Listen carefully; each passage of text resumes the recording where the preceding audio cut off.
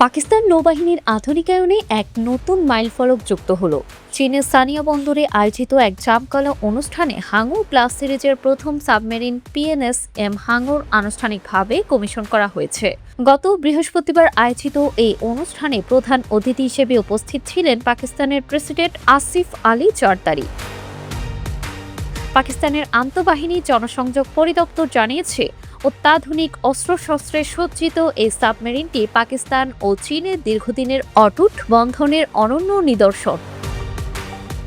অনুষ্ঠানে প্রেসিডেন্ট জারদারি এই অর্জনকে পাকিস্তানের প্রতিরক্ষা সক্ষমতা বৃদ্ধির ক্ষেত্রে ঐতিহাসিক মুহূর্ত হিসেবে অভিহিত করেছেন। তিনি বলেন, পাকিস্তান সার্বভৌমত্ব রক্ষা এবং সমুদ্র সীমার অর্থনৈতিক নিরাপত্তা নিশ্চিত করতে সম্পূর্ণ সক্ষম। পাকিস্তান নৌবাহিনী প্রধান অ্যাডমিরাল নাভিদ আশরাফ অনুষ্ঠানে বলেন, বর্তমানে বৈদেশিক বাণিজ্য ও জ্বালানি নিরাপত্তা বিভিন্ন ঝুঁকির মুখে রয়েছে। এই পরিস্থিতিতে হাঙ্গর ক্লাস সাবমেরিনগুলো আরব সাগর ও ভারত মহাসাগর অঞ্চলে স্থিতিশীলতা বজায় রাখতে গুরুত্বপূর্ণ ভূমিকা পালন করবে। এই সাবমেরিনগুলোতে রয়েছে উন্নত সেন্সর এবং এয়ার ইন্ডিপেন্ডেন্ট প্রপালশন প্রযুক্তি, যা একে দীর্ঘ সময় পানির নিচে থাকতে ও শত্রুর রাডার ফাঁকি দিতে সাহায্য করবে। Desk report, timeline.